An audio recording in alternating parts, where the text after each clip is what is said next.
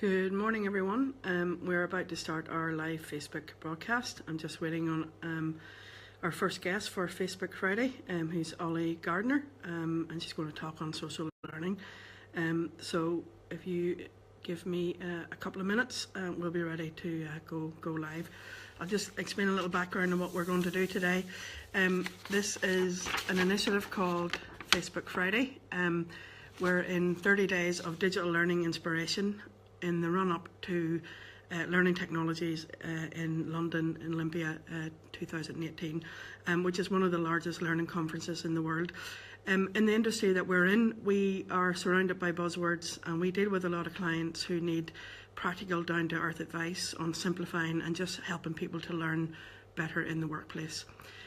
So what today and the next 2 or 3 sessions over January are about is demystifying all the buzzwords, all the stuff we talk about in our industry, and all the difficulties our clients have with trying to get practical, good, down-to-earth advice. And we're starting with social learning with Ollie Gardner, who's an expert in social learning. So a minute or so in, and we'll wait on Ollie joining us, and we'll split the screen, and I'll ask Ollie a few questions. For anyone who's joining us live, please feel free to ask some questions in the comments, and we'll go for about 10 minutes. So this is decided to be a really quick, sharp intro to social learning, and we'll do some follow-up after. So Ollie will be joining us in just about a few seconds, so bear with me. Hello. Hi Ollie, how are you doing? I'm good. I'm being told to hold it upright. Do you still want me to? Yeah, if you turn your camera around a little, I think turn it around. Yeah, that's much better. Thank you. Listen, thank you for joining us today. I really appreciate it. This is our first Friday Facebook, and we have this 30 days of digital learning inspiration planned on the run up to Learning Technologies. So our first topic today is social learning, and you and I have talked about social learning many times before. And before I kind of hand over to you, I wanted to just mention the framework we talked about before, the 70-20-10 model. And this has been a model that has been in the workplace learning for maybe the last kind of 10 years. And if, for anyone watching who's not familiar with it, this is the sort of, it's probably back to front, this is the sort of model that we're talking about. So in terms of people learning in the workplace, what it is that 10% of what we learn in the workplace is through formal learning. So that would be planned training courses, classroom, online learning. 20% is through our peers and our managers and our mentors, and 70% is this holy grail of us learning on the job in the workflow while we work. And where social learning comes into all of that is that around the 20% and the 70%, if we have got good social learning structures connected up in our workplace, and we have space for our employees to learn from each other, then that's supposed to be the holy grail of learning. But from our experience, Ollie, we know that that isn't always the case. We know that social learning is fraught with difficulties and barriers in terms of how to actually do that right, and people tend to throw technology at it rather than think about the people. Yep. So I'm going to hand over to Ollie. Ollie's going to do a little intro of who she is, where she's come from, and just tell us about what social learning should really be and why we're kind of making it way more complicated than it needs to be. So over to you, Ollie. Okay, so my name is Ollie Gardner. I'm currently based in Oslo in Norway, but I lived in Wales for the last 5 years or so. Also lived all over the shop really, so well travelled. I've worked a lot with social learning, with learning and development departments, both internal in bigger international companies, but also as a consultant, primarily in I've built my own company and built a team called Nodelpod, both a company and an app that is used a lot for enabling social learning and collaborative learning, particularly in leadership development programs, but also just bring in the social element and the knowledge sharing in teams, in organizational change processes, etc.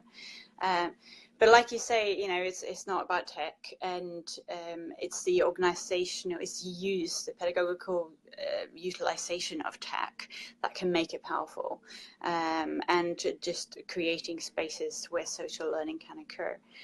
And I think a lot of the challenges that we face with social learning, and why, it's still something we talk so much about as something kind of hard, is that people kind of misunderstand or don't quite recognize the nature of social learning. Like it's kind of been a buzzword and something on the radar recently, and it's not at all. It's a natural way that we interact with each other. It happens everywhere, all the time.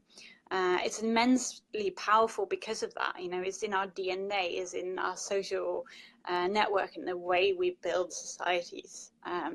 But it's becoming more and more relevant because of the kind of shift from, the Industrial Revolution, where we can kind of predict what we need to know and train people for a predictable world, to a highly emergent knowledge and social world, where we all the time we're solving problems that no one's faced before. We're making our way and just have to kind of try stuff out. And so the way we do that best is by talking to people, reflecting together with others, seek out other people that I might have done something similar before, even if it's a different context, or people we can learn from.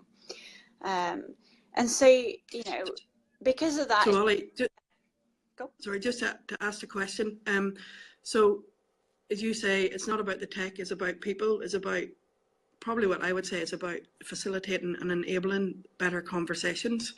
Yep. So if you were thinking of, say, 2 or 3 things that companies could do to really make social learning work and make it easier for people, what do you think that would be?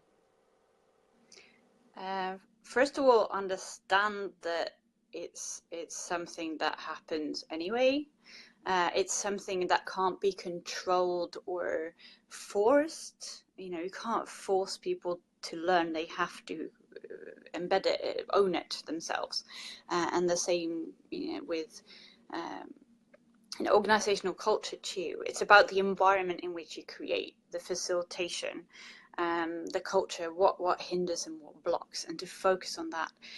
And in terms of kind of getting started, it's about narrating your work. The importance of that is we talk a lot about sharing, and in the sharing word, there is an assumption that we know what other people might need. And if you start with social learning from that perspective, create an expert network where experts are to dump what they know onto paper. So, knowledge management kind of started and failed because of that basic assumption. Instead, if you share what you do, what you tell, what you're struggling with, of course, this requires trust, which is a different issue. If you share the reflections that you make, things that you do differently if you were to do it again, and you're a group of people doing that, whether that's on Twitter or on Facebook or on Slack at work or on Nodapod, which is my tool, it can happen in any, and it doesn't happen through tech. It doesn't have to happen through tech either. It could just a lunch and learn in the cafeteria, a bunch of mates meeting after work at the pub. But narrating your work is massively important, and in terms of encouraging it, create spaces, foster and encourage, and look at the barriers that might exist. Why aren't people sharing? Initially, in terms of building that culture, and secondly, looking at how can social learning, and that if we learn best through talking, and we make in the training and development context, if we're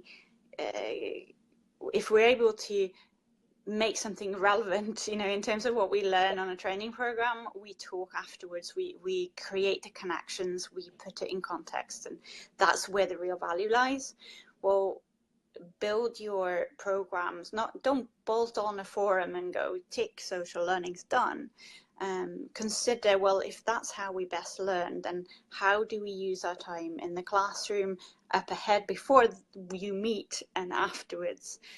Maybe a leadership program shouldn't be a program that ends at the last module. Maybe it should be the launch pad for a community of practice between leaders, for example. Does that answer your... I mean, the learning out loud idea, the narrating your own work, I mean, I certainly think that's a really good place to start with social learning. And it's funny, you know, it's quite a vulnerable thing to do, and I think that's what holds people back. So the organisational culture is certainly very important around that. And perhaps starting with the leadership, you know, leadership sharing stories of their learning, and then, you know, making it habit, making it matter of fact. And as you say, it doesn't actually really matter how you share that, what tech you use. You know, use maybe the tech that people use every day, you know, social media, but maybe password protect it for your own company. And in terms of the barriers for social learning, you mentioned a little bit about that there, Ollie. There's certain types of organisational cultures, maybe sort of blame cultures, or even cultures that tend to work really, really quickly, and they don't perceive that they have the time for social learning. I mean, how would you get around some of those barriers? Well, time is a massive question and a barrier that I think more people struggle with. If there's an issue around culture and trust and things, then that impacts a lot of things, and that's a big question. But time, you know, for all the best intentions, and experts and leaders are a prime example of that. Experts are very narrow in terms of their focus too, and they often have very little time. And leaders are very interested in everything and potentially say yes to too many things, and have very little time. So as soon as kind of social learning becomes an additional thing, something kind of disconnected with what they need, and their focus areas and what's top of mind for them right now, it becomes something they kind of intended to do, but it's hard to implement and get the ball rolling. So tips for that is make sure there is a clear context and relevance to, if you're encouraging, you know, whether it's a community or practice, make sure the scope of that community is super clear. Not just, you know, what can you gain from attending that lunch and learn, or what can you gain from building this community, but also what can you contribute? Is it so clear that, oh yeah, I've got, you know, 1 million files, or hopefully not 1 million, but you've got loads of relevant stories and documents and projects you've been part of, that I can contribute into this community. And of course, we should have talked about this earlier. That's the kind of response that, you know, if it's kind of a good to have, and yes, we should talk to that department, but and what exactly is going to come out of it is a bit unclear, then it's harder to implement. Yeah. Okay, Ollie, we're going to wrap up there. So, I mean, I totally agree with you. I think it's rather than boil the ocean, you want to have a very specific use, and maybe even start simply with one community of practice. Involve your leadership team and be very clear in the benefits. You know, people always put in something, you know, if they're going to get something clear out of it, and then that's very true. So thank you very much for joining us today, Ollie. We'll share the video on YouTube as well, and I'll probably do a follow-up blog post as well, a little bit about this. And as I say, our first Facebook Friday. Thanks for everyone. Thanks for joining us, and we'll talk to you again soon next Friday. Bye bye. Thank you. Bye.